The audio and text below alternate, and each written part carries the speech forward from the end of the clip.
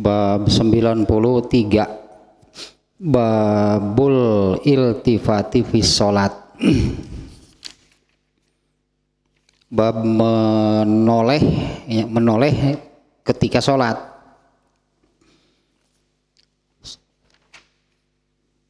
Yang sebelumnya ya, wah ini keras kayaknya. Yang sebelumnya bab 92 gitu ya, melihat ke atas. Kalau menoleh ke sampingnya, bukan ke atas. Kalau ke atas mendongak, bukan menoleh. Nah, kalau bab 92 khususnya keras gitu larangannya. Kalau melihat ke atas, meskipun ke menoleh juga sama, dalam arti dilarang gitu ya, menoleh ketika sholat. Nah, tapi kalau ke atas gitunya, mengarahkan pandangan ke atas di dalam sholat, itu ancamannya kerasnya, dalam arti diancam dengan keras seperti itu haram, berarti ya jatuhnya kalau mau disebutkan hukumnya melihat ke atas ketika sedang sholat itu haram ya, dengan ancaman layan tahunna au latuh tofanna absoruhum. Yang hadisnya kemarin menerangkan Rasulullah mendapati itu ada orang-orang, Rasulullah SAW mendapati orang-orang melihat ke atas ketika sholat gitu ya, ketika sholat melihat ke atas. Nah, kemudian Rasulullah SAW mengancam seperti ini ya, hendaklah mereka berhenti itu melakukan demikian, atau jadi ancam pandangannya tidak akan dikembalikan atau dijadikan buta gitu ya, dijadikan tunanetra. Nah, khususnya mengarahkan pandangan ke atas. Kalau menoleh ke samping ya, artinya kan ya menoleh ke samping, masa matanya mau terus ke bawah, wajahnya menoleh tapi pandangannya tetap gitu ke bawah, mustahil lah. Artinya menoleh itu kan mengarahkan pandangan ke samping. Ya, kalau yang sebelumnya khusus itunya mengarahkan pandangan ke atas, dilarang kerasnya dengan ancaman yang tadi lah. Ini sekarang nih ya, bab 93 babul iltifati fi sholat, bab menoleh di dalam sholat. Hadis yang pertama, an Aisyata qalat sa'altu Rasulullah sallallahu alaihi wasallam anil iltifati fis sholati faqala huwa ikhtilasun yahtalisuhu syaiton min sholatil abdi. Ada dua nih hadisnya ya, di bab ini ada dua. Nah, yang pertama barusan dari Aisyah radhiyallahu anha, semoga Allah meridhoinya, ia berkata, aku bertanya kepada Rasulullah sallallahu alaihi wasallam tentang menoleh di dalam sholat. Ya, khususnya pertanyaannya memang itu ya, aku bertanya kepada Rasulullah SAW tentang menoleh di dalam sholat. Beliau menjawab, huwa ikhtilasun yahtalisuhu syaitonu min sholatil abdi. Itu sambaran ya, terjemahnya menoleh itu sambaran, renggutan gitulah bahasa kitanya ya, yang dilakukan oleh setan gitu dari sholat seorang hamba. Ya, sholatnya gitunya itu bahasanya gitu, ikhtilasun itu sambaran, renggutan gitu. Jadi sholatnya itu disambar gitu, direnggut oleh setan. Seperti itu ya terjemahnya nih. Kemudian satu lagi nih, ada yang kedua nih. An Aisyah radhiyallahu anha anna nabiyya sallallahu alaihi wasallam shalla fi khamisatin laha a'lamun faqala syagolatni a'lamu hazihi izhabu biha ila abi jahmin wa atuni bi an bijaniyatin. Dari Aisyah, semoga Allah meridhoinya, Nabi SAW sholat menggunakan sebuah gamis. Yang Nabi SAW sholat menggunakan pakaian gitu, ketika sholat tersebut menggunakan pakaian yang disebut gamis. Laha lamun yang bergambar. Duka gambar naon ini Rasulullah memakai pakaian bergambar. Kubah masjid gitu. Rasulullah moal sih kanu ayeuna gambar teu para ruguh. Rasulullah SAW salat menggunakan sebuah gamis yang bergambar. Setelah selesai salat, beliau bersabda, syagolatni a'lamu hazihi. Nah ini nanti di sini nih ya, harus digaris bawahi nih. Syagolatni a'lamu hazihi, ini gambarnya menyibukkanku. Intinya terjemah harfiahnya ya. Syagolatni a'lamu hazihi. Ya, gambarnya, ya gambar di gamisnya itu menyibukkanku. Izhabu biha ila abi jahmin, bawalah gamis ini kepada Abu Jaham, wa atuni bi an bijaniyatin, dan gantilah gamis ini dengan yang polosnya, yang tidak bergambar. Nah gitunya dua hadisnya ya. Nah yang pertama, Aisyahnya memang khusus bertanya kepada Rasulullah SAW tentang iltifat di dalam sholat, tentang menoleh di dalam sholat. Nah Rasulullah menyebutnya demikian. Menoleh di dalam sholat itu adalah sambaran yang dilakukan oleh setan dari sholat seorang hamba. Terenggut berarti ya, direnggut, disambar gitu oleh setan. Nah ini juga memang berangkai ini bab yang dibuat oleh Imam Al-Bukhari, bab keberapanya yang menerangkan 91 gitu ya. Babu Rof'il Basori ilal imam.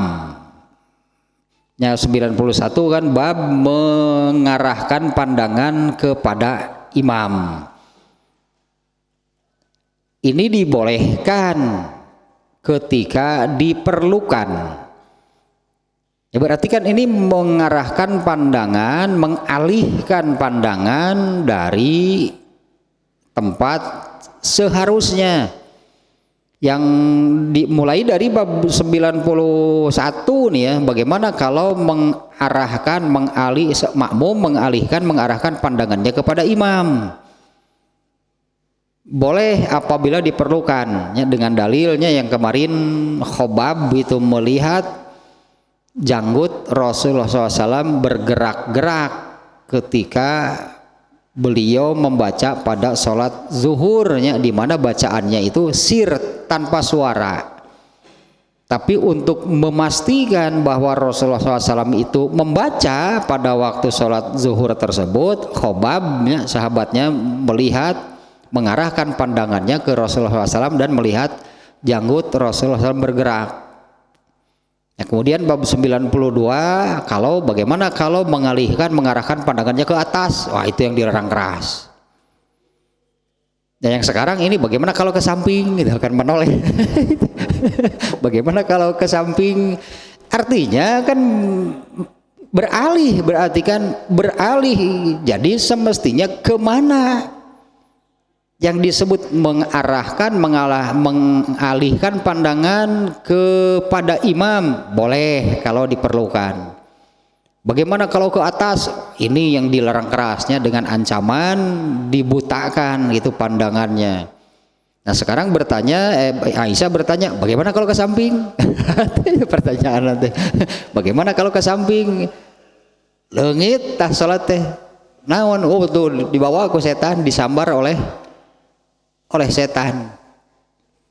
Dan ada juga hadisnya yang nanti ada hadis yang menerangkan bahwa dari hadis yang menerangkan iza sholal abdu fa innahu yunaji rabbahu. Justru ini kan hakikat sholat itu ini. Apabila seorang hamba sedang sholat, hakikatnya sesungguhnya gitu ya, dia itu sedang berdialog dengan Tuhannya. Ini ya yang hakikat sholat itu adalah ini gitu ya. Sedang sholat itu berarti sedang berbicara, sedang ngobrol. Nah, ada hadis yang menerangkan kalau seseorang itu di dalam sholatnya menoleh, apalagi baunya banyak lah gitunya, banyak menoleh, maka Allah akan pergi dan tidak akan menganggap sholatnya. Itu puguh cek Allah teh ngobrol ka dieu atuh cinten ningalina cek Allah teh. Waktu ngobrol jeung Allah tapi pandangannya artinya baik pandangannya atau pandangannya ataupun kalau menoleh kan dengan wajahnya kan, menoleh itu kan mengalihkan itu kan wajahnya ke samping, menoleh ke kanan atau ke kiri. Nah, ada hadis yang menerangkan ream cek Allah teh beureun ngobrol ge. Karena di hadis ini disebutnya Rasulullah menyebut itu sambaran, itu renggutan dari setan. Nah, Isa bertanya tentang menoleh di dalam sholat, Rasulullah menjawab demikian, itu sambaran dari setan dari sholat seorang hamba. Berarti hilang sholatnya disambar setan, dan Allahnya pun memang pergi lagi. Ya, Allahnya pun pergi, itu tidak lagi menghadapinya orang yang sholat tersebut. Nah, kalau sholatnya itu, ketika sholatnya itu menoleh, dan di hadis kedua enggak menoleh. Tidak, di hadis kedua kan Rasulullah tidak menolehnya. Kalau menoleh kan artinya menoleh itu kan memalingkan muka, berartinya memalingkan muka gitu, menoleh itu ke kanan gitu, atau ke kiri, ngaliuk bahasa Sunda namanya ari ngaliuk maka katuhu kekenca. Nah, itu menoleh, itu yang di hadis pertama menyebut kalau orang yang sedang sholat menoleh, sholatnya disambar setan. Nah, Allahnya pun pergi kan, Allahnya pun pergi, tidak lagi mau menghadapi itu orang yang sedang sholat tersebut. Nah, di hadis yang kedua kan bukan menoleh, tapi oleh Imam Bukhari kan hadis ini ditempatkan di sini, ditempatkan di dalam bab menoleh, padahal Rasulullah kan tidak menoleh, hanya pandangannya itu terganggu oleh gambar yang ada di gamisnya sendiri. Ya, gambar itu mengganggu, bukan jadi menoleh. Rasulullah SAW itu tidak jadi mengarahkan pandangannya ke gambar yang ada di bajunya, tapi selama sholat kan gambar itu terus terlihat berarti. Dan ada juga hadis lainnya yang menerangkan gambarnya itu ada di tirai, gambarnya itu ada di tirai gitu ya. Nah, dimana ketika Rasulullah SAW sedang sholatnya, ya tirai itu ya terus terlihat. Nah, artinya juga ini menunjukkan bahwa sholat itu tidak sambil merem. Ya, sholat itu tidak sambil merem, tapi mengarahkan pandangan ke bawah, ke tempat sujud. Jadi tidak sambil merem, mengarahkan pandangannya itu ke bawah, ke tempat sujud. Kalau ke atas yang bab kemarin sangat bertolak belakang, ya seharusnya mengarahkan pandangan ke bawah, ke tempat sujud, ini malah ke atas. Bagaimana kalau ke samping? Sama, dilarang. Meskipun lah gitunya tidak sekeras gitu mengalihkan pandangan ke atas. Ya, pembahasan di sini pun sekitar makruh gitu nyebut nanti. Ya, makruh itu hal yang buruk, hal yang jeleknya untuk dilakukan. Nah, tapi kan kalau sholatnya jadi sebutan Rasulullah ini kan ini sholatnya disambar setan, ya hilang sholatnya kalau begitu, kalau disambar setan. Dan Allah pun sudah tidak mau lagi gitu kan menghadapinya. Hari orang ngobrol jeung saha. Kalau itu ke stand up comedy, cara ngomong sorangan, keur ngabodor beureun cenah. Karena Allahnya sudah pergi. Nah, tapi ternyata bukan menolehnya, karena kalau iltifat gitu bahasa Arabnya. Ya kalau iltifat itu memang mau memalingkan muka. Ternyata bukan hanya memalingkan muka. Imam Bukhari di sini memasukkan pandangan Rasul SAW itu ketika sedang sholat ke tempat sujud, tapi kan tidak merem gitu kan, sehingga ada gambar yang terlihat. Bahkan ini kan kalau menjadi makmum ya, kalau sholat menjadi makmum, yang di pinggir ini kan terlihat. Karena lensa matanya ini kan lebar gitu, yang di pinggir itu terlihat. Ingat ketika karena sholat di Masjidil Haram ya, sholat di Masjidil Haram, di Masjid Nabawi itu jamaah katakannya jamaah haji itu atau umroh kan dari seluruh dunia. Kalau melihat tampilan fisiknya Arab lah itu, melihat tampilan fisiknya ini India, Pakistan, Bangladesh itu hampir sama lah. Ada yang Afrika, ada yang di Afrika. Nah, ketika di Masjidil Haram kan sholat itu kemungkinan dekat dengan mereka yang dari berbagai negara. Ternyata sholatnya sangat beragam. Ada yang jadi yang satu saf gitu ya di pinggir, bukan di depan. Kalau di depan jelas pasti selalu terlihat. Jadi yang di pinggir juga ada yang ketika imam takbir gitunya memulai sholat,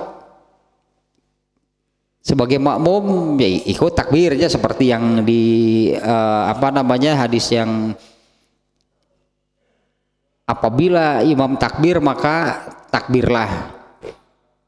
Dan takbir yang pertama itu kan disertai angkat tangan. Nah, melihat ya terlihat itu bukan sengaja melihat ke pinggir. Nah, yang di pinggir ini ya terlihat itu ada, kalau lihat tampilannya itu yang pernah yang dari mungkin wajah nama Turki. Ada yang wajah Eropa gitu ada. Nah, ketika imam takbir memulai sholat, nah dia ini tangannya itu di bawah terus. Terlihatnya bukan sengaja melihat. Ya sampai mengganggu.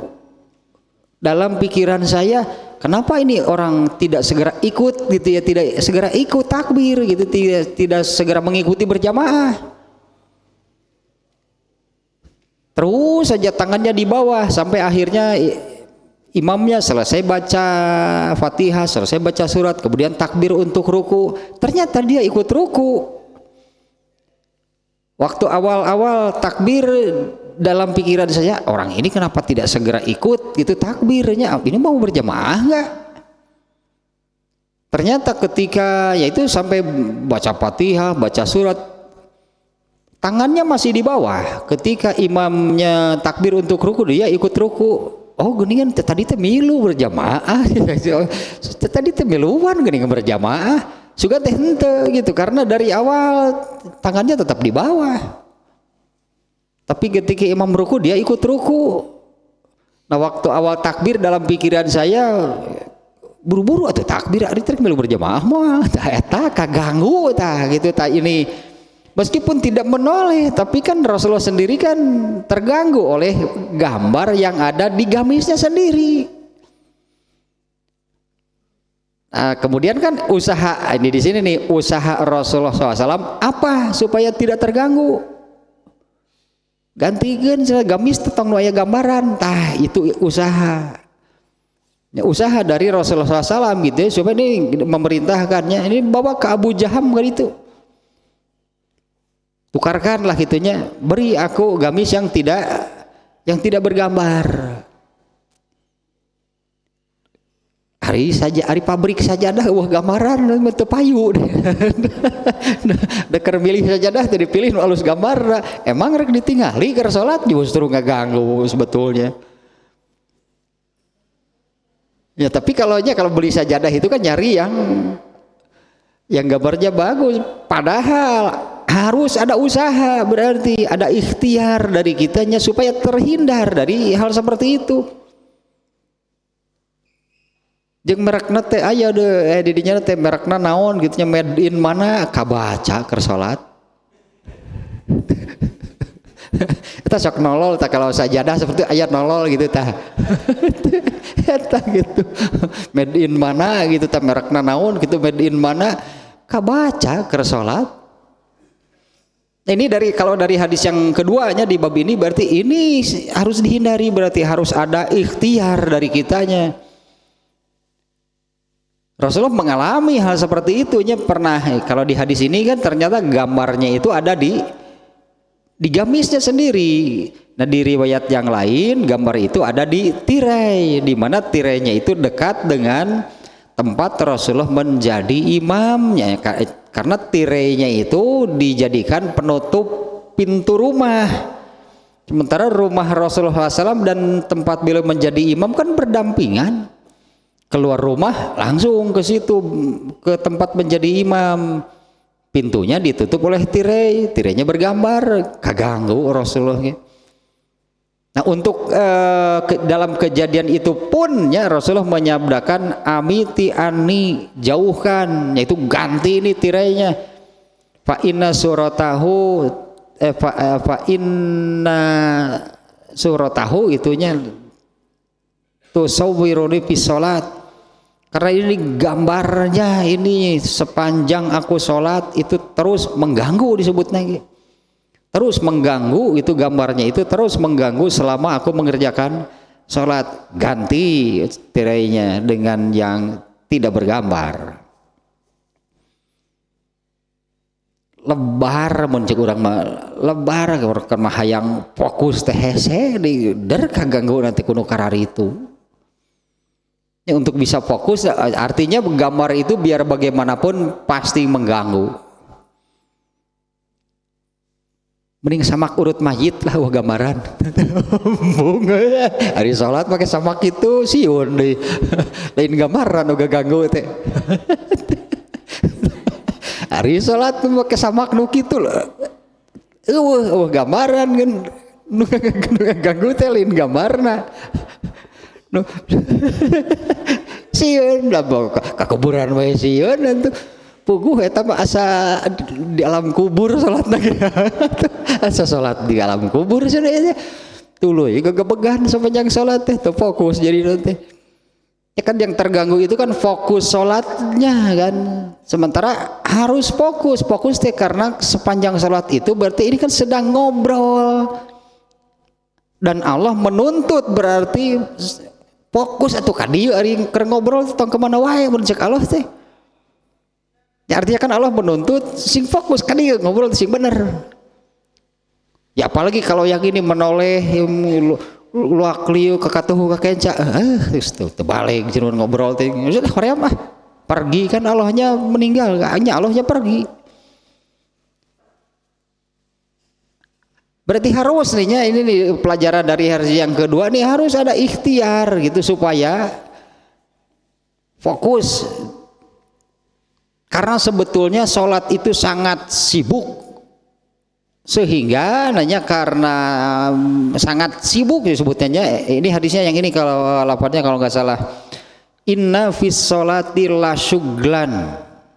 Bahasanya pun pakai taukidnya inna fis sholati lasyuglan, sesungguhnya di dalam sholat itu benar-benar banyak kesibukan di sana. Ya, artinya kan sibuk di sini sibuk membaca, sibuk memperhatikan gerakan, sibuk memperhatikan posisi di mana tuntutannya tidak boleh ada yang salah satupun. Yang tidak bolehnya ada yang salah satupun dari semua amalan atau rangkaian pekerjaan sholat itu dituntut benar semuanya. Terutama nih dua kan yang oleh Rasulullah SAW disebutkan di dua posisi ini. Rasulullah menyebutnya pencuri di dalam sholat, yaitu yang tidak meluruskan tulang punggung waktu ruku dan sujud. Ya, kalau Rasulullah menyebutnya gitu pencuri di dalam sholat. Kalau nggak salah seperti ini hadisnya. Apa kalian tahu seperti apa yang disebut pencuri di dalam sholat? Nah, para sahabat bertanya, apa ada gitu pencuri di dalam sholat? Karena dengan sebutan tersebut,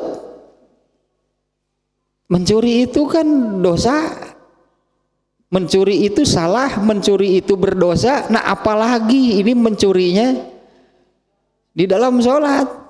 Para sahabat sampai aneh kan, ada gitu pencuri di dalam sholat. Ya, karena demikiannya kan di luar sholat saja sudah jelek, mencuri itu dosa, apalagi ini di dalam sholat.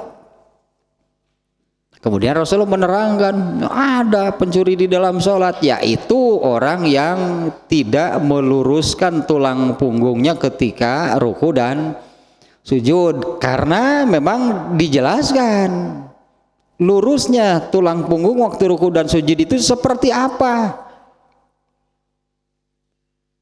Nah, para sahabatnya beberapa orang sahabat menerangkan bagaimana tulang punggung Rasulullah SAW ketika beliau ruku dan sujud. Di antaranya Ali bin Abu Thalib menerangkan, apabila kita menyimpan segelas air di atas punggung Rasulullah waktu ruku pasti tidak akan tumpah. Ini kan menggambarkannya bagaimana lurusnya punggung Rasulullah SAW ketika ruku, dengan gitunya analogi yang demikian dari Ali bin Abu Thalib. Kalau disimpan gelas di atas punggung Rasulullah ketika ruku pasti tidak akan tumpah. Nah, itu yang disebut sibuk. Sholat itu amalan yang amat sibuk. Artinya membutuhkan konsentrasi yang luar biasa, konsentrasi tingkat tinggi gitu ya. Nah, kalau terganggu dengan hal-hal seperti yang tadi, rugi. Ya, sebutnya ruginya. Rasulullah malah membandingkan seperti ini kalimatnya, syagolatni, menyibukkan aku a'lamu hazihi, gambar-gambar ini. Artinya kan seharusnya kalau sholat itu sibuknya bukan dengan hal seperti itu kan, sibuknya itu dengan semua rangkaian amalan di dalam sholat. Ya, semuanya itu menuntut konsentrasi tingkat tinggi. Kalau menoleh, ini bahasa ininya Rasulullah SAW yang menyebutnya itu ikhtilasun yahtalisuhu syaitonu min sholatil abdi. Itu sambaran, itu renggutan dari setan, itunya yang dilakukan oleh setan dari seorang hamba, dari seseorang yang sedang sholat. Maknanya kan berarti sholatnya itu direnggut oleh setan, disambar oleh setan. Dan Allahnya pun pergi itu meninggalkan orang tersebut. Allah sudah tidak lagi menghadapinya. Ya, dengan makna yang tadinya bahwa hakikatnya orang yang sedang sholat itu adalah orang yang sedang berdialog. Artinya Allah yang meminta, fokus kalau ngobrol dengan Allah. Nah juga ini nih apa namanya ayat kedua, ayat kedua yang berkaitan dengan khomernya, dengan sesuatu yang memabukkan. Karena sesuatu yang memabukkan itu kemudian gitu oleh Allah diharamkan itu setelah turun ayat yang ketiga. Yang pertama belum, yang kedua belum menyatakan haram, yang ketiga nah barulah Allah mengharamkan. Nah yang ayat kedua ini yang menerangkan yang ini, la taqrabus sholata wa antum sukaro hatta ta'lamu ma taqulun. Ya, janganlah kalian sholat dalam keadaan mabuk hingga kalian tahu gitu ya, sadar, tahu, paham apa yang kalian baca. Artinya ini untuk kebacaan juga kan berarti dituntut fokus, sadar, tahu, itu memahami apa yang dibacanya. Nah, orang mabuk mana mungkin yang bisa seperti itu. Ya, kalau orang mabuk kan tidak mungkin. Tapi kalau untuk masalah khomernya gitunya, Allah tidak langsung dengan satu ayat langsung menyatakan khomer itu haram. Ya karena Allah juga tahu saat itunya khomer itu sudah menjadi tradisi, sudah menjadi budaya.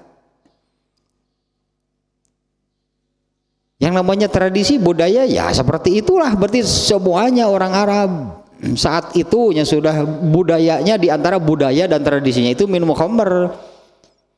Masuk Islam haram, sigana keluar deui tina Islam. Karena bertentangannya dengan kebiasaan sebelumnya. Artinya untuk mengubah kebiasaan ini tidak mudah. Pada akhirnya Allah mengharamkan khamr tapi bertahap, mengubah kebiasaan itu tidak mudah. Nah pada tahap kedua itunya Allah belum mengharamkan, tapi Allah menetapkan, melarang orang yang dalam keadaan mabuk mengerjakan sholat. Hatta ta'lamu ma taqulu. Nah ini batasannya berarti hingga kamu menyadari, hingga kamu mengetahui apa yang kamu baca. Jangan-jangan bermaksud meminta rahmat itu malah yang terucap minta laknat. Alus cek Allah teh tak kitu teu fokus teh. Kitu tah hari teu fokus teh. Jangan-jangan kepada Allah itu minta gitunya, minta rahmat, kepada Allah yang terucap malah minta laknat. Jadi bongan ker gitu. Salatna bari gede gitu. Salatna bari teu sadar deh. Ningali bulan jeung matahari we pabeulit ari ieu bulan panon poe. Ari itu bulan panon poe. Da kitu mabuk berat mah sakitu kapoe tengah poe ereng-erengan dengan goler teh. Kapoe keukeuh teu yakin ari ieu bulan panon poe. Nepi ka kaela urang tanyakeun mun aya nu ngaliwat. Salat ya iyalah pasti, salat pasti. Tanya tidak fokus. Meskipun ini ya hikmah mungkinnya. Hikmah kenapa dilarang gitunya? Kenapa dilarang menoleh? Orang menoleh berarti sudah kehilangan fokus pasti. Orang yang menoleh di dalam sholatnya dia berarti sudah kehilangan fokus, konsentrasi di dalam sholatnya. Sementara itu kan dituntut oleh Allah. Ya dituntut kan sedang ngobrol. Cek Allah teh sing bener bukan dia yang hareup ari ngobrol teh. Dengan keterangan itunya dengan sabda Nabi bahwa orang yang sedang sholat itu hakikatnya orang yang sedang berdialog dengan Allah, ngobrol dengan Allah, tapi beri luak liuk, beri panon kemana wae cek Allah teh hoream ngobrolna gitu. Ya Allah kan menuntut itu fokusnya, meskipun di sini judulnya tentang menoleh, hadis kedua ternyata bukan menoleh, tapi fokusnya terganggu karena pandangan Rasul itu pasti tetap ke sana. Hanya kan ya itu kan lensa mata manusia itu kan lebar itu kan, meskipun melihat ke bawah tapi tetap yang pinggir ini kelihatan. Eta matak harus terawat, punya kaki teh rombaheun teh ngaganggu salat batur teh. Sing urus sing bener suku teh atuh. Kalau ibu-ibu mah aman kan pakai kaos kaki mah. Makanya salat enggak pakai kaos kaki mah tidak sah atuh. Ya kalau bagian kakinya ada yang nampak berarti kan tidak memenuhi syarat. Karena salah satu syarat sah sholat itu kan menutup aurat. Artinya salah satu syarat sah sholat itu menutup aurat. Dan kalau bagi perempuan aurat itu adalah seluruh tubuhnya kecuali wajah dan tangan sampai pergelangan. Berarti ini ya untuk ibu-ibu nih ya. Ini dari pergelangan ke sini itunya ini harus diusahakan supaya tidak terbuka, harus tertutup. Nah, apalagi eta nu ngaganggu mah da lain suku rorombeheunana nu ngaganggu mah. Nu ya menan mengganggu pikiran mah. Oh berarti ya mas turun temurun, berarti ini perpecahan antar suku dari kapan ini? Waduh, nya si Aus jeung Khazraj gitu lah. Di Madinah gitu, Aus dan Khazraj itu kan bermusuhannya sudah ratusan tahun, diwariskan berarti tah. Ya sehingga ya gitulah, tidak pernah berdamai, terus terjadi perpecahan dina suku. Puguh ngaganggu nu keur salat teh. Ya kealaman deh nu kitu ge nyeru tadi teh ya gitu salat ya kebetulan lah gitunya sedang sholat di sana di Masjidil Haram di Masjid Nabawi itu. Yang di depan itu ternyata yaitu yang karena ini mereka nih ya, mereka yang jamaah haji dari itu India, Bangladesh, nekat backpacker, mereka itu jalan kaki. Jalan kaki dari negaranya itu sih nanti aya mobil kolbuntung naik ke mana apa kono malah eureuna di mana lumayan. Nanti sambung lagi gitu sampai akhirnya ke Mekah eta naik dogar. Dogar baheula sebutna teh. Pokoknya aya truk pegat naik. Sampai mana? Ya terserah sampai mana. Nanti berhenti di situ ya berhenti, nanti nyari lagi tumpangan. Banyaknya jamaah dari India gitu, dari itulah Asia Selatan, banyak yang seperti itu. Daripada nungguan, ya mending sambil jalan gitu kan nunggu mobilnya. Hasilnya, ya itulah perpecahan antar suku. Rorombeheuna teh luar biasa. Luar rorombeheuna teh naker gitu sebutnya teh. Lebih ke siga popcorn lah gitu. Merekah gitu. Eta suku lebih ke siga popcorn gitu merekah itu si retaknya tuh sudah seperti tanah yang halodo tahunan lah. Jadi kan aneh gitu kan melihat kaki seperti itu dah kakara atuh di dinya orang teu ngaganggu kumaha. Matakna ieu mah ini perpecahan antar suku yang diwariskan bertahun-tahun berarti mah. Seperti Aus dan Khazraj. Benar itu terganggu. Apa mau disamakan dengan gambar? Ari eta gambar naon atuh enggak? Ya eta we gambar tanah kekeringan. Gambar tanah kahalodoan beureun teh. Beda jeung nu seukur ngagaris, ieu mah betul-betul seperti uyuhan tegetihan gitu. Mungkin berdarah asalnya ya kalau ada sorobeheun asa kieu-kieu teuing gitu ya. Parah pisan robeheun teh. Karena memang seperti itunya jamaah-jamaah dari India itu banyak yang ya anggaplah jalan kaki dari sana. Kalau ada mobil itu katanya gitunya minta tumpangan sampai mana ya terserah mobil itu berhenti sampai mana nanti sambung lagi. Kayang ku kitu nama napi ke Arab bisa ibadah haji. Turutan gitu ke urang gitu Hari orang nepi ka mana? Nepi ka Tanjung Priuk tuluy, ngojay kan itu. Ngojay ke Arab. Boro-boro nepi, borodan kakara di Pulau Seribu geus dicapluk ku hiu teh. Teh jadi. Nah, kembali ke sini nih. Iltifatun itu ikhtilasun yahtalisuhu syaiton. Kalau kita bandingkannya dengan bab sebelumnya yang dengan ancaman kalau sedang sholat mengarahkan pandangan ke atas, ancamannya kan dibutakan oleh Allah. Dengan ancaman keras seperti itu haram, berarti kemarin juga sudah saya bandingkannya, ada beberapa kan, ada 3-nya. Mendahului imam itu kan oleh Allah diancam kepalanya diganti dengan kepala keledai. Artinya ini ancaman keras, berarti sesuatu yang diancam dengan ancaman keras itu kalau tuntutannya melakukan wajib namanya, kalau tuntutannya meninggalkan haram namanya. Ya Allah mengancam dengan keras kalau sesuatu yang dituntut dilakukan, artinya Allah mengancam dengan keras yang tidak melakukan.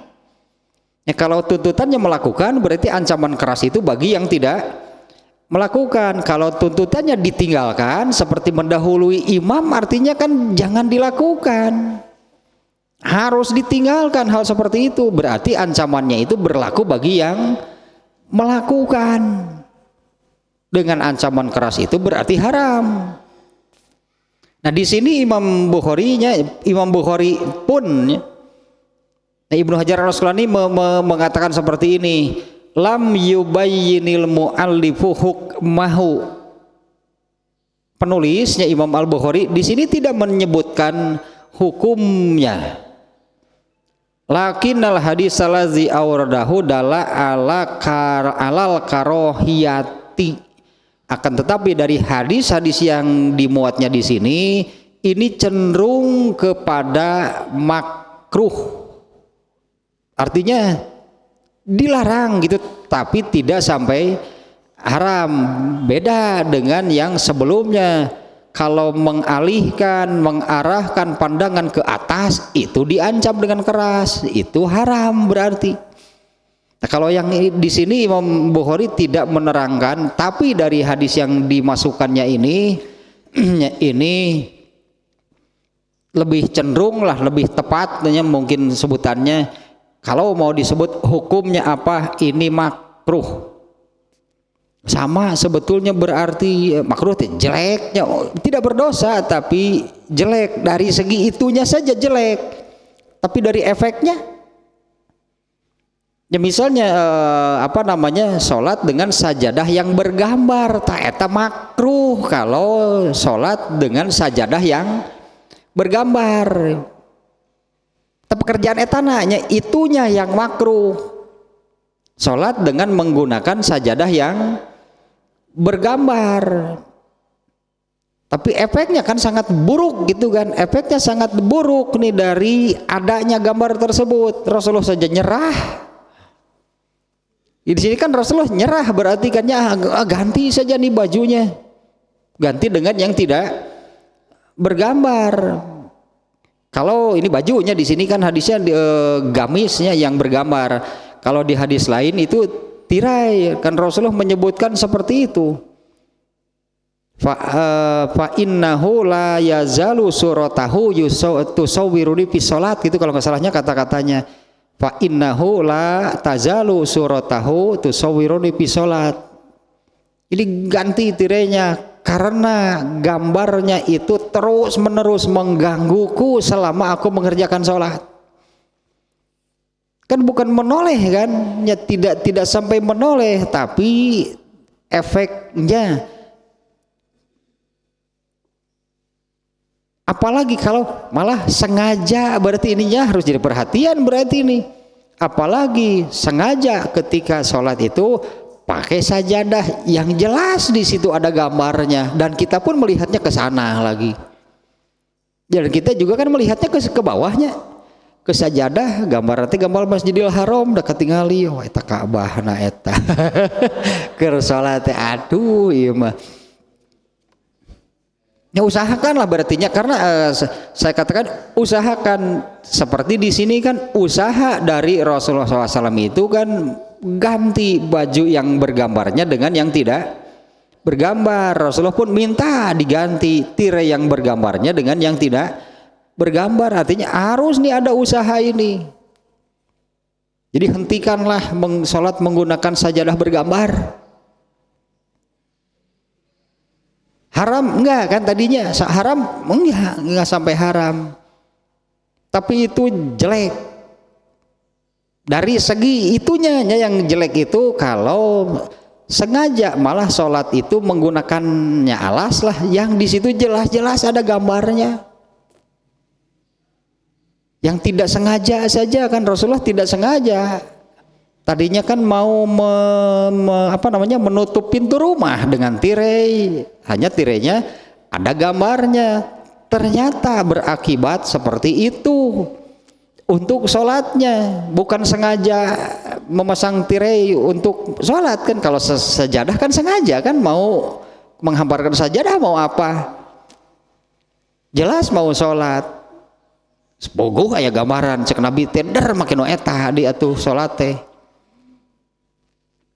Coba bandingkannya dengan ini kan Nabi tidak sengaja, tapi ketika sedang sholat gambarnya itu terus terlihatnya, bukan sengaja melihat tapi terus terlihat. Rasulullah minta diganti. Ini malah kan jadi gitu kan, ini malah jelas-jelas mau sholat menghamparkan sajadah mau sholat, malah sajadahnya itu bergambar. Dan kalau sajadah di bawah selama sholat pastikan ke bawah, mustahil tidak terganggu. Berarti Nabi saja menyerah, sebutlahnya Nabi saja menyerah, Nabi tetap merasa terganggu ya, apalagi dengan kata-kata fa